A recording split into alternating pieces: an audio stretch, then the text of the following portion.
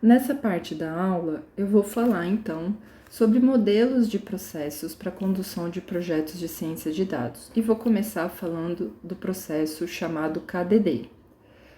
Antes de iniciar, uma primeira pergunta que pode surgir é por que a gente precisa de um processo para conduzir projetos de ciência de dados?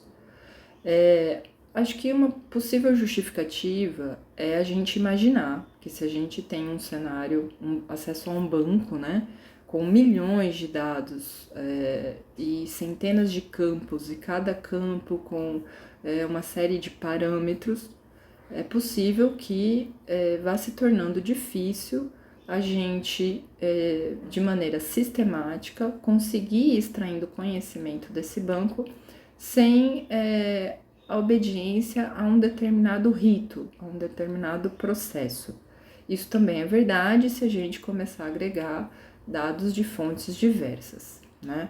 Então, para discutir esse tema, eu trago como referência esse artigo de 1996, que foi publicado na Revista de Inteligência Artificial, que é mantida pela AAAI, que é uma associação focada em inteligência artificial, né? E escrito pelo Fayad, Shapiro e Smith. Vão ter vários artigos desses autores mais ou menos na mesma época, né? E o que eu gosto desse artigo em específico é que ele traz uma linguagem muito acessível, ele traz termos que são muito comuns, que provavelmente vocês já ouviram, ele se dedica a explicar cada um desses termos, e ele faz uma discussão aí da diferença entre os termos data mining e essa ideia de Knowledge Discovery in Databases. Então, KDD vem desse termo, Knowledge Discovery in Databases. Nessa imagem, a gente tem a ilustração do que seria um pipeline de obtenção do conhecimento, segundo os autores desse artigo, né? Então, isso aqui a gente pode chamar de um processo KDD, né? E agora eu vou explicar cada uma dessas etapas para vocês entenderem como que a gente conduz um processo de extração de conhecimento a partir de dados, né?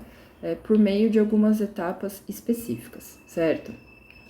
Então, tudo começa com um entendimento do problema que se deseja atacar, né? E muitas vezes isso exige conhecimento prévio sobre o assunto, mas a grande ideia é que a gente tem que partir de objetivos específicos e uma pergunta de pesquisa clara. É a partir de perguntas de pesquisa claras no início que a gente vai conseguir decidir, por exemplo, que tipo de dado a gente vai usar para responder a nossa questão, né? Em seguida, de posse ou do entendimento de que dados são úteis para responder as nossas perguntas de pesquisa, é natural que a gente precise fazer um recorte no conjunto de dados existentes sobre o tema, né? Então, a gente passa aí por um processo de seleção, onde a gente vai ter que focar num subconjunto de variáveis e amostras. Em seguida, a gente passa aí por um processo que a gente chama de pré-processamento desses dados, né? Então, eventualmente, de posse aí da base de dados de estudo, já recortada, com as variáveis e amostras que a gente julga de interesse, a gente vai detectar que esses dados apresentam, por exemplo, algum tipo de problema de digitação. Então, se você estiver analisando eventualmente uma planilha que foi gerada num posto de saúde, eventualmente você vai detectar que tem um nome digitado errado ou alguma informação digitada no campo errado, e você vai precisar pré-processar esses dados antes de sair usando eles, né? Se for, por exemplo, dados extraídos de equipamentos de medição, é possível que a gente tenha ruídos de ambiente e que seja necessário extrair esses ruídos. É possível que se detecte que tem dados faltantes, então a gente precisa tomar alguma decisão. O que a gente faz com esses dados faltantes? Será que a gente interpola? Será que a gente tenta completar? Ou será que a gente simplesmente ignora, né? Eventualmente a gente vai estar analisando séries temporais. séries temporais que não são estacionárias, então a gente precisa tirar a influência da não estacionariedade dos dados para poder avaliar ritmo, né, sazonalidade. E também é possível que haja uma preocupação aí com anonimização, então, para que seja possível passar os dados para uma equipe de desenvolvimento, talvez haja necessidade de pré-processar os dados para que eles se tornem anônimos, então começam a haver preocupações, inclusive éticas, no uso desses dados, certo? Em seguida, a gente passa aí para uma etapa de transformação. Às vezes as etapas de pré-processamento e transformação, elas podem se confundir, né? Mas o que a gente quer dizer aqui com transformação é que os dados eles vão se tornar diferentes dos originais. Então, eventualmente, não sempre, pode ser que você queira processar, na verdade, não os dados originais, mas dados transformados. Quando que isso pode acontecer? Então, por exemplo, se você estiver no contexto de imagens médicas, pode ser que você não vá processar a imagem original. Pode ser que você vá processar uma matriz que foi gerada a partir de features extraídas das imagens originais, né? Eventualmente, você vai aplicar um algoritmo de redução de dimensionalidade, o que significa que você vai processar seus dados, vai tirar toda aquela informação que parece não ser tão importante, e você vai lidar com uma nova base de dimensões que facilita o processamento computacional. Em outros casos, a gente vai ter algoritmos estatísticos para normalizar os dados, enfim. A grande mensagem é que quando a gente trabalha com dados transformados, eles já estão, já não são mais aqueles originais, né? Em seguida, aí sim, a gente vai para uma etapa que a gente pode chamar de data mining, né? Onde data mining seria toda essa etapa onde a gente vai tentar processar os dados a fim de encontrar padrões, a fim de extrair modelos, né? E é aqui que tipicamente o machine learning, o aprendizado de máquina, se encaixa nesse processo KDD. Então é aqui onde tipicamente a gente vai lançar mão de algoritmos de regressão, de algoritmos de clustering, algoritmos de classificação, sumarização e outros, né? Então veja que no contexto do KDD, o data mining é uma das etapas de um pipeline mais amplo de processamento de dados. Finalmente, né, a partir do momento em que a gente identifica esses padrões, dependendo da etapa que a gente está nesse ciclo de descoberta do conhecimento, a gente vai interpretar esses achados. Eventualmente, se a gente tiver, por exemplo, ainda numa fase exploratória dos dados, a gente vai elaborar hipóteses, né? Ou se a gente estiver no estágio mais avançado da descoberta do conhecimento, vai ser o momento onde a gente vai querer consolidar as informações encontradas até o momento. E por que eu digo que pode estar numa etapa mais imatura ou mais avançada do processo de descoberta do conhecimento? Porque, na verdade, a ideia é que esse processo KDD ele seja interativo e iterativo, ou seja, a gente vai aqui no meio, né, ficar interagindo aqui com os dados, né, e vamos repetir esse ciclo algumas vezes até o momento onde finalmente a gente vai conseguir extrair aqui um conhecimento útil, né? E muitas vezes essa extração do conhecimento ela acaba resultando na documentação dos resultados, muitas vezes lançando mão de técnicas de visualização de dados. Muitas vezes esse conhecimento ele vai ter que ser reportado, por exemplo, para administradores públicos, então talvez a informação tenha que ser simplificada, ou os modelos resultantes do processo vão virar um produto, né? Então, vamos dizer assim que a finalização do processo de obtenção do conhecimento, ela termina quando a gente faz o deployment desse conhecimento, né? Quando a gente entrega esse conhecimento. Então, Esse é o processo que a gente chama de um processo KDD, de extração ou de descoberta de conhecimento a partir de dados. Eu vou compartilhar aqui com vocês também uma visão alternativa do mesmo problema, né? E aí a gente está falando do CRISP-DM. O documento de referência que eu vou sugerir para vocês é esse documento que está aqui na tela. Note, a primeira coisa que eu vou destacar aqui, que é um documento aí editado por uma empresa que talvez alguns de vocês conheçam, né, que nada mais é do que uma plataforma de processamentos estatísticos aí, modelos derivados de dados, né? E o que é o CRISP-DM, né? A sigla se refere a Cross Industry Standard Process for Data Mining, né? Então, a gente pode, às vezes a gente chama simplesmente de CRISP, para encurtar, né? É um modelo de processo que tem como objetivo ser um padrão, né? É um padrão que vem da indústria, né?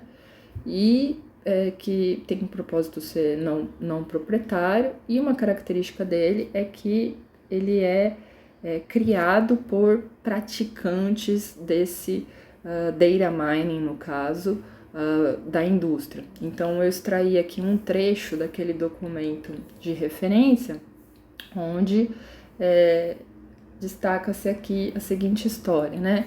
Então, o CRISP-DM foi concebido em 1996 por 3 veteranos desse mercado de data mining, tá? Quem são esses veteranos, né? Eles são profissionais que eram da Daimler Chrysler, então uma montadora de veículos, né? Que, segundo o relato aqui, já vinha aplicando data mining nos seus negócios, né? Além disso, profissionais da SPSS, que já que já é uma plataforma de data mining software, né? Já há um bom tempo, tá?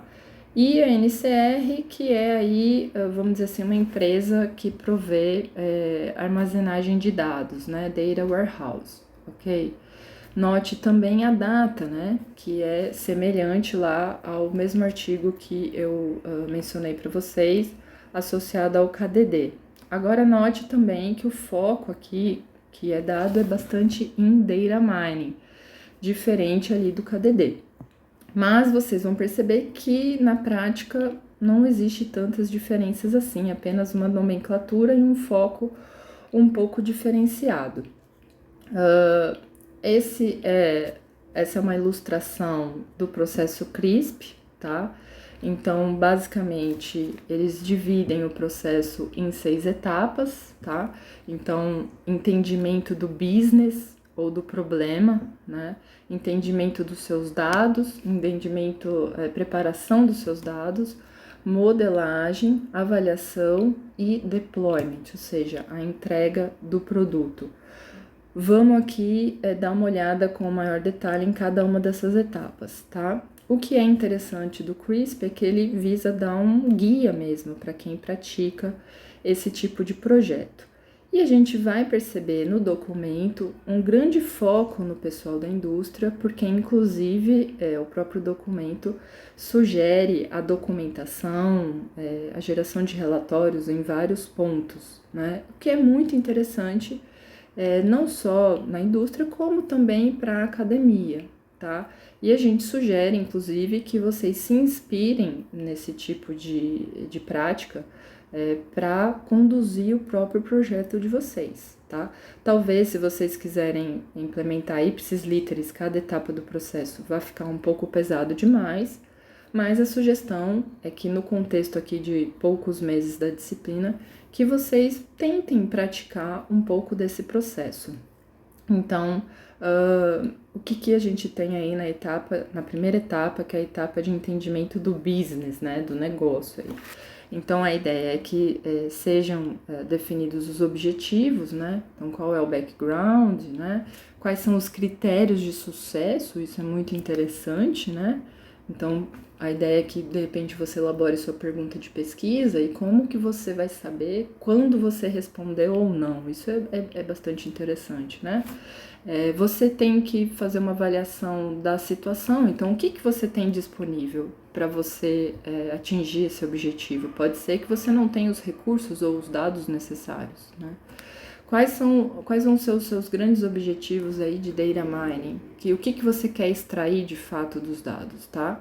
E aqui, nessa etapa, eles sugerem realmente a geração de um plano de projeto, algo que inclusive se torna um documento, né? Na segunda etapa, que é a etapa de compreensão dos dados, é interessante porque eles sugerem aqui um processo onde você faz um ciclo de análise.